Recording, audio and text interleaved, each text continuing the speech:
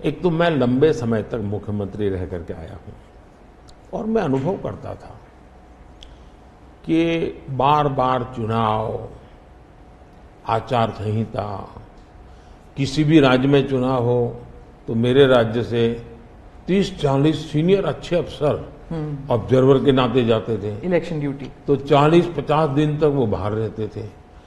तो मुझे एक चिंता रहती थी कि मैं सरकार कैसे चलाऊं, क्योंकि देश में ऐसे चुनाव होते ही रहते और मेरे ऑब्जर्वर जाते रहते। तो फिर मैंने सोचा कि मैं ये इसको वैकेशन नहीं मानता हूं। मैं चुनाव होगा तो उस पीरियड को वैकेशन के रूप में नहीं लूंगा। मैं अफसरों को पहले से काम देता हूं, भाई अगली सरकार के लिए ये काम करो। तो मैं उस समय भी 100 दिन का प्लान करता था।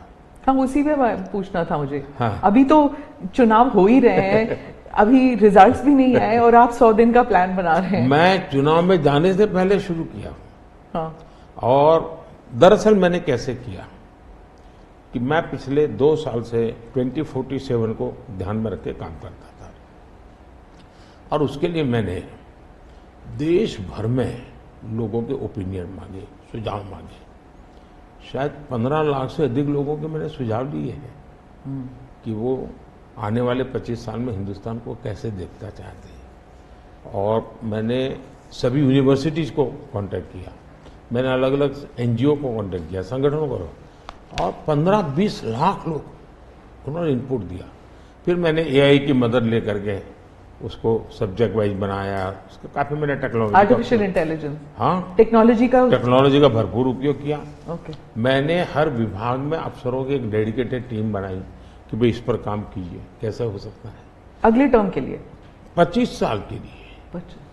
और फिर मैंने खुद ने उनके साथ बैठा, प्रेजेंटेशन दिए 2-2, 2.5 घंटे, और मेरा विजन के अनुरूप क्या चीजें हैं, कौन सी चीजें डुएबल हैं, कौन सी चीजें डुएबल नहीं। थोड़ा सा ट्रेलर बता सकते हैं? उसको मैं ऐसा है कि आचार संहिता चल रही है। अच्छा। मैं अभी अगर इन चीजों को बताऊंगा तो शायद कोई उसको गलत अर्थ में ले लेगा, तो मैं उसमें फंसना नहीं चाहता हूँ जी। लेकिन इसमें कुछ छुपा हुआ नहीं है, मिल ही जाएगा। दूसरा मैंने कहा कि मैं चाहता हूं कि ये जो मैं डॉक्यूमेंट बना रहा हूं, जो मेरा विजन है, लेकिन वो विजन मोदी की बपौती नहीं है, वो 15-20 लाख लोगों के विचारों को उसमें समाहित किया। एक प्रकार से इसकी ओनरशिप देश की है। 15-20 लाख लोग इनपुट देते हैं, मतलब पूरा देश दे रहा है जी। मैंने क्या किया है कि मैंने उसको अभी डॉक्यूमेंट के रूप में तैयार करवा रहा हूं। जैसे ही चुनाव प्रक्रिया पूरी हो जाएगी तुरंत वो स्टेट को भेज दिया जाएगा। ओके। मैं चाहूंगा कि स्टेट उस पर काम करे। स्टेट को क्या लगता है, क्या हो सकता है, क्या नहीं। और वो सिर्फ बीजेपी स्टेट्स नहीं है, सभी नहीं, पूरा देश, ये देश का है, ये भाजपा का नहीं है जी। ओके। ये काम देश का है जी। फिर मैं नीति आयोग की मीटिंग बुलाऊंगा, उसमें इस पर व्यापक चर्चा करूंगा मुख्यमंत्रियों के साथ, और फिर उसमें से एक फाइनल चीज बनेगी। दूसरी तरफ मैंने अफसरों को कहा कि अभी जो हमारे सामने चित्र बना है, जो कुछ भी इनपुट आए उसके आधार पर मैंने अपने इनपुट दिए। उसमें से मुझे 3 हिस्सों में काम करना है। एक, बीजेपी का जो मैनिफेस्टो आएगा उसमें से करणीय काम तुरंत कैसे ले सकते हैं। दूसरा, ये जो 25 साल का हमारा जो एक खाका बना है, जो मेरा अपना विजन है, अभी तो मैं चाहूंगा कि मुझे और भी उसमें क्रिटिकल इनपुट चाहिए मुझे। मैं ऐसा नहीं मानता हूं कि सब कुछ मुझे ही समझ और मुझे ही दिखता है। कोशिश मैंने भारी की, मैंने काफी समय लगाया इसमें। उसको मैं 3 हिस्सों में बांटा। एक 25 साल, उसके लाइट में मेरे नेक्स्ट 5 ईयर, और उसके लाइट में मेरे फर्स्ट 100 डेज।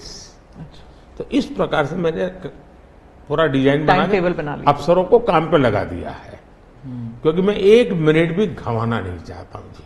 अब आपको याद होगा 2019 में बहुत कम लोगों को ध्यान रहता है, उस समय भी मैंने 100 दिन का काम दे करके चुनाव के मैदान में गया था, और जब मैं वापस आया आर्टिकल 370 100 दिन में मैंने कर दिया। 3 तलाक से मेरी बहनों को मुक्ति दिला दी, पहले 100 दिन में किया। यूएपीए बिल सिक्योरिटी को लेकर के हमने 100 दिन में कर दिया। बैंकों का मर्जर बहुत बड़ा काम था, हमने 100 दिन में किया। इतना ही नहीं, पशु का टीकाकरण, ये कोविड के टीकाकरण की इतनी चल रहा है ना, मैं देश में पहली बार करीब 15,000 करोड़ रुपया लगा करके पशुओं के टीकाकरण का बड़ा अभियान चला रहा हूं, और मैंने 19 में पहले 100 दिन में किया था। तो मैं 100 दिन का क्या काम करना वो FIR नहीं करता, मैं बिल्कुल प्लानिंग करके उसको आधार पर आगे चलाता हूँ। मोदी जी, आपने एक टर्म कॉइन किया है जो बहुत ही लोकप्रिय हो गया है, मोदी की गारंटी। अब चुनाव के वक्त कई लोग कह रहे हैं कि क्या उम्मीदवार जो है वो नॉट इम्पॉर्टेंट है, वोट तो सिर्फ मोदी जी को जा रहा है क्योंकि मोदी जी की गारंटी है। तो इलेक्शन के दौरान ये सब टर्मिनोलॉजी इंपॉर्टेंट होता है। पहली बात है, उम्मीदवार ही नहीं, चुनाव में हर मतदाता इंपॉर्टेंट होता है। चुनाव में बूथ लेवल का कार्यकर्ता भी इंपॉर्टेंट होता है, कैंडिडेट भी उतना ही महत्वपूर्ण होता है। और इसलिए ये कह देना कि और किसी का महत्व नहीं होता है, ये वरना इतना बड़ा चुनाव हो ही नहीं सकता है जी, तो बहुत महत्व होता है। जहां तक गारंटी का सवाल है, आज हमारे यहां दुर्भाग्य से शब्दों के प्रति जो कमिटमेंट होना चाहिए